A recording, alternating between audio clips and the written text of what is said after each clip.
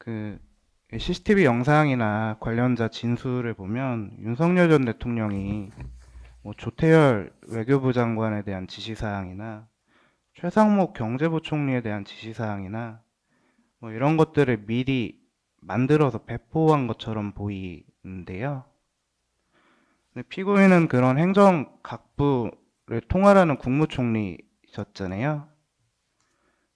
그럼 부처별 지시사항을 파악하고 총괄, 뭐 조정할 임무가 저는 있다고 생각이 드는데, 뭐 그런 걸 파악하려는 시도를 해보셨을까요?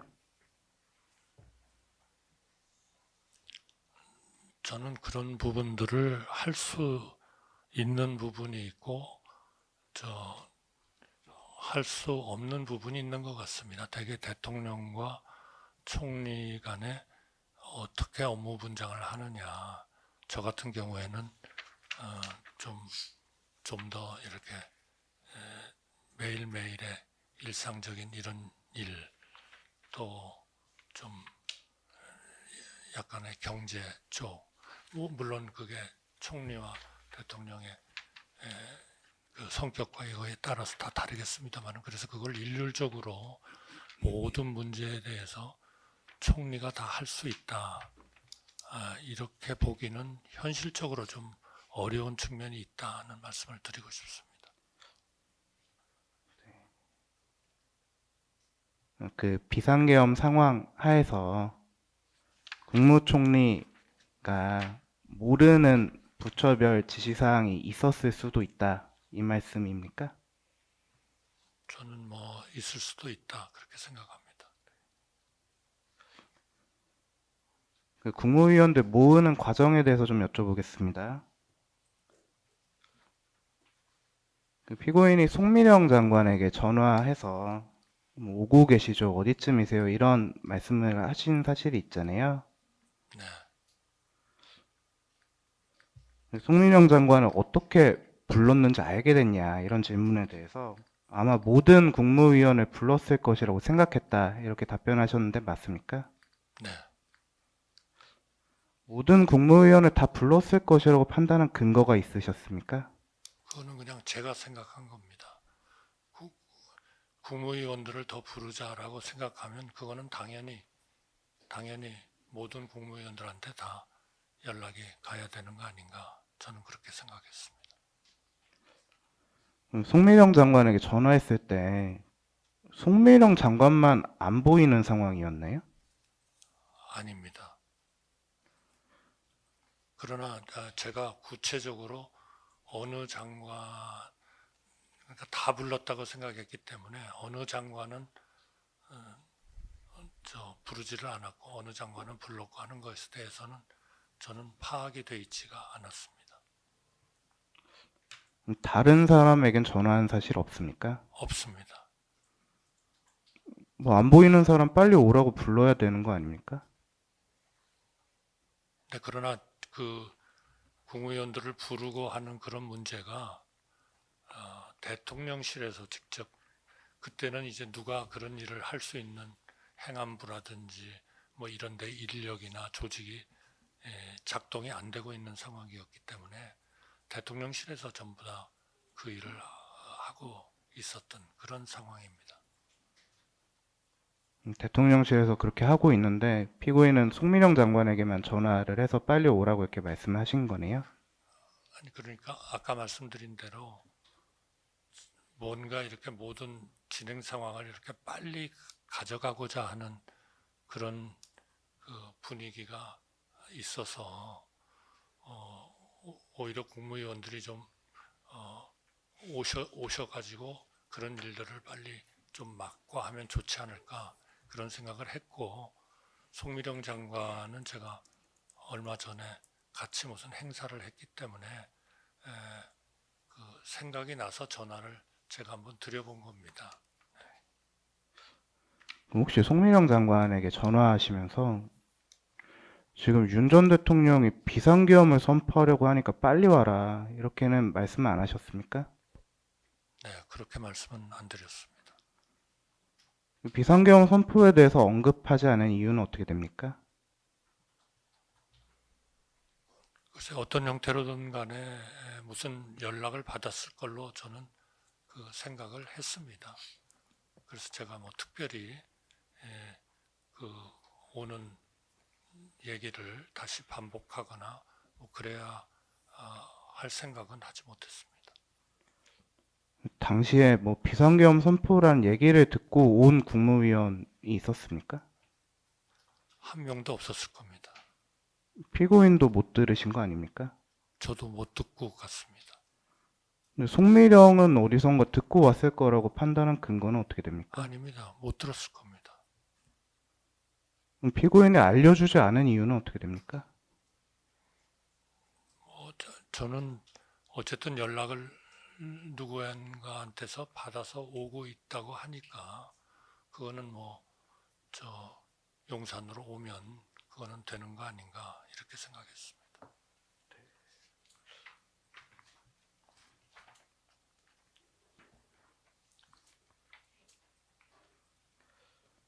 아까 반대 신문 관련해 가지고 CCTV를 좀 볼 수 있겠습니까?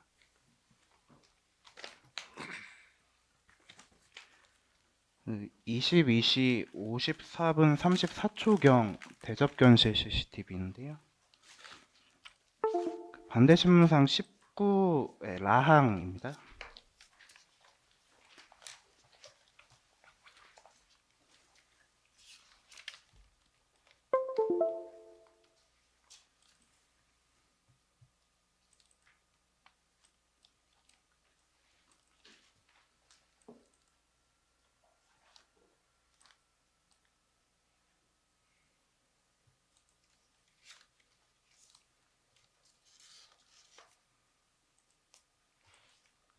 (22시 54분 33초경입니다)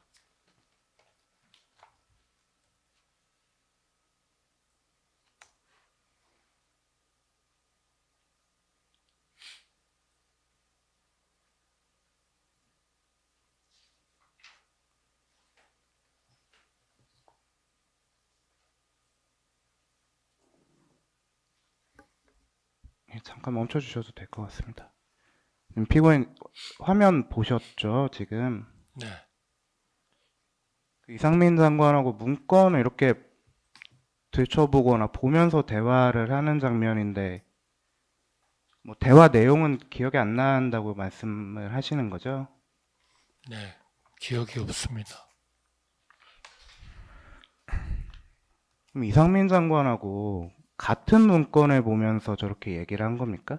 그건 기억이 납니까? 저도 확실히 모르겠습니다. 어떤지. 서로 이렇게 문건을 다른 문건을 가지고 보면서 뭐 얘기를 하는 게 조금 이상한 면도 있어서 뭐 동일한 문건을 가지고 뭐 내용에 대해서 얘기하셨던 거 아닌가요? 죄송합니다. 제가 뭐 기억이 나질 않아서 잘 모르겠습니다.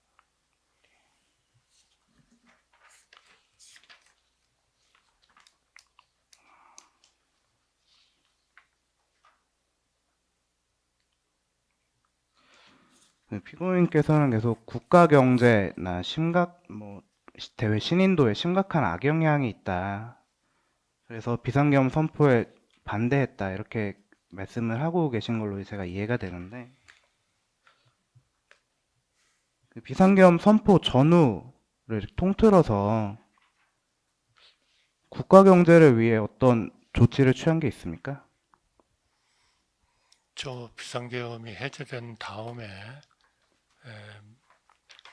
거의 매일 이 우리 국무위원들이 그룹으로 이렇게 분야별로 나눠 가지고 안보, 경제, 그다음에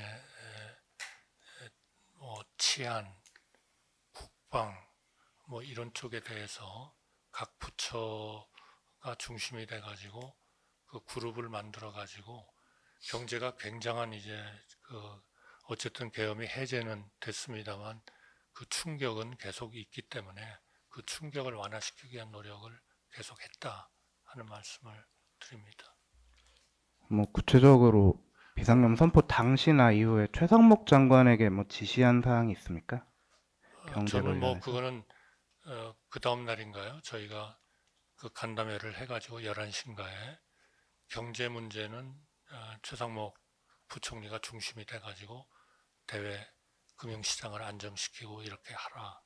이제 그런 지시도 하고 안보는 국방부를 중심으로 해가지고 대북 이런 안보 같은 거를 잘 챙기도록 하고 이제 그런 식의 그 업무를 분장을 해서 국가가 굉장히 어려움을 겪고 있는 상황이지만 뭐 국정을 안정시키기 위한 노력은 나름대로는 했다 하는 말씀을 드리겠습니다. 네, 지금 시간이 좀 오버돼서 빨리 몇 가지만 더 여쭤보고 저는 마치겠습니다. 그 비상계엄 해제안 국무회의 있었잖아요. 네, 12월 4일 새벽에. 그 회의가 끝난 다음에 국무위원들에게 비상계엄 해제하는 국무회의가 있었으니까 비상계엄 선포를 결의하는 국무회의도 있어야 하는 것 아니냐. 이렇게 말씀하신 사실이 있습니까? 저는 그 부분이 기억이 잘 나지를 않습니다. 왜냐하면 사후적으로 뭔가 그런 것들을 한다는 거는 그거는 불가능한 얘기고 또 해서도 안 되는 일이다. 저는 그렇게 생각을 했고 그래서 당시에 해제 국무회의를 함으로써 일단 계엄은 일단락을 물론 뭐 정치적으로 모든 게 뭐 된 것은 아니지만 하여튼 일단락을 했다 이렇게 생각하고요. 그래서 왜 과연 무슨 문제 때문에 누가 그 문제를 제기해 가지고 지금 저 판사님께서 말씀하신 그런 일들을 논의를 하게 됐는지 제가 잘 모르겠습니다. 증인들의 약간의 증언은 있는데 그게 그렇게 뭐 불쑥 그렇게 튀어나올 수 있는 일인가 그런 생각이고요. 그러나 그 모든 것을 관통하는 하나의 생각은 그거는 어떤 것도 그걸 뭐 사후적으로 무슨 부서를 하고 뭐하고 해가지고 뭐를 만든다 그거는 안 된다 하는 게 분명한 거고요. 그 다음에 가령 뭐 어떤 회의를 어떻게 평가하느냐 하는 것 같은 것들이 있다면 그거는 국무위원들이 만약에 생각이 다르다면 그거는 각자가 자기가 생각하는 대로 해야 된다 하는 거고요. 그게 이제 전체 국가적으로 어떤 방향으로 결정을 해야 되느냐 한다면 그거는 어떤 그 결정을 해야 되는 것이어서 지금 판사님께서 말씀하신 그 사항이 왜 그게 제기가 됐고 결국은 뭐 저 새벽 회의도 뭐 아무도 부사하지 않고 다 끝나버린 거고 서명도 아무도 안 하고 끝난 거고 역시 해제 국무회의 후에도 마찬가지인데 그게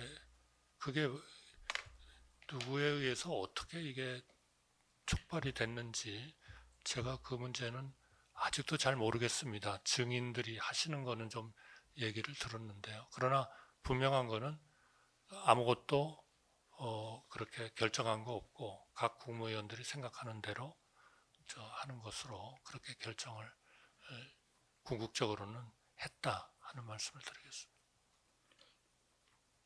사후적으로 손대는 건 안 된다. 이렇게 말씀을 지금 하셨는데, 근데 강의구가 선포문에 서명 요청한 건 사후에 뭘 만드는 거잖아요. 그거는 저는 정말 사후에 만들었다고는 생각을 못했습니다. 뭐 피고인이 준 문서가 여기 붙어 있다. 뭐 이렇게 생각했기 때문에 서명한 것이지. 뭐 사후에 새로운 문서를 만드는 거라고 생각하지 못했다. 이런 말씀이신가요? 네, 비상계엄 선포에 반대하는 입장이었으면 그 서명을 굳이 할 이유가 어떻게 됩니까? 네, 지금은 생각해 보면은 그렇습니다. 그러나 당시에는 일단 계엄은 끝났고 그러한 뭐 서류가 아무것도 없기 때문에 뭔가 하나 있는 것이 좋겠다 했고 저한테 사인을 해달라고 그랬고 거기에 무슨 딴 분들의 서명란은 있었습니다만 저는 뭐 그런데 사인을 한다는 얘기를 듣지는 못했습니다. 그래서 그 윤석열 윤석열이 뭐 서명을 해달라고 합니다. 강요가 그렇게 말을 안 하던가요? 없었습니다. 전혀 없었습니다. 그러면 강요가 그냥 만들어 서명해달라고 하면 그냥 서명해 주시는 겁니까? 글쎄요, 저는 그것이 그렇게 뭐 의미를 가진 거라고는 생각을 못했습니다. 그게 뭐 제가 좀 생각이 부족한 그런 탓이었던 것 같습니다. 그 비상계엄 선포 공무회의 끝나고 뭐 참석자 서명 얘기도 있었던 것 같고, 지금 강희구가 피고인에게 그 선포문의 서명도 요청한 걸로 보이는데요. 근데 반대했다는 취지를 남기려고는 하지 않았습니까? 그 서명 지금 판사님께서 말씀하신 그거는 누군가가 하면 그러니까 부서는 전혀 없었거든요. 부서에 대한 요청도 없었고 그러니까 누군가 서명을 한다면 그거는 뭐 당연히 X라고도 할 수도 있는 거고 뭐 다 할 수 있었겠죠. 뭐 반대하기 때문에 서명을 거부한다라고 이렇게 부기하기도 하고 다양한 방법이 네. 있을 텐데, 네, 그렇게 저는 할 수 있었다고 생각합니다. 그런데 이제 그런 의견들이 다 다르고 따라서 거기에 대해서 아무도 무슨 어떤 형태의 서명도 안 하고 다 끝난 것이죠. 그러니까 각자 본인이 옳다고 생각하는 대로 저는 했다 그렇게 생각합니다. 그래서 뭐 참석자 서명은 아무도 서명하지 않은 것이고, 그 피고인이 선포문에 서명한 건 어떻게 서명했습니까, 그러면? 저는 그것도 제가 서명하기를 원하는 데다가 서명을 했기 때문에 그것이 어떤 형태로든 이렇게 어떻게 활용이 될지 저는 그런 생각은 해보질 못했습니다. 그러니까 나는 반대한다는 취지를 남기지 않았다는 말씀이십니까? 서명할 때?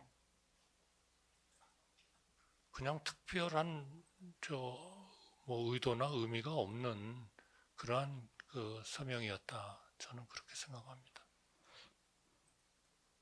마지막으로 질문 하나만 드리겠습니다. 예, 지금 서명한 선포문 어떻게 쓰일 거라고 생각하셨네요? 저는 그거는 뭐 예상을 못했습니다. 그거는 서류가 아무것도 없으니까 뭐 비상계엄 선포문에 그 이후에 제가 사인을 했기 때문에 뭐 그 상태로 있을 거다. 저는 그렇게 생각했습니다. 그 대통령이나 그 국방부 장관 서명란도 같이 있었잖아요. 있었습니다만은 거기에 사인을 받아가지고 무엇을 하리라고는 생각을 못했습니다. 그 강희구 실장이 한 번도 뭐 그런 얘기도 물론 해본 적도 없습니다만 저한테 또 강희구 실장이 뭐 그런 일을 하리라고도 사실은 뭐 생각을 제가 못했던 것 같습니다. 제가 이렇게 여쭤보는 게, 이렇게 문서를 보시면 대통령, 국무총리, 국방부 장관 서명란이 각각 있는데, 피고인께서는 국무총리란에 이렇게 서명을 하시면서 나머지 사람들은 서명하지 않을 거라고 생각하셨단 말씀이세요? 저는 뭐 그런 거는 예상하지 못했습니다. 강희구한테 그럼 나는 내 칸만 서명하는데 대통령이나 국방부 장관 란은 왜 있느냐 이렇게 물어보진 않으셨습니까? 네, 지금 생각해 보면 물어봤어야 된다고 생각합니다.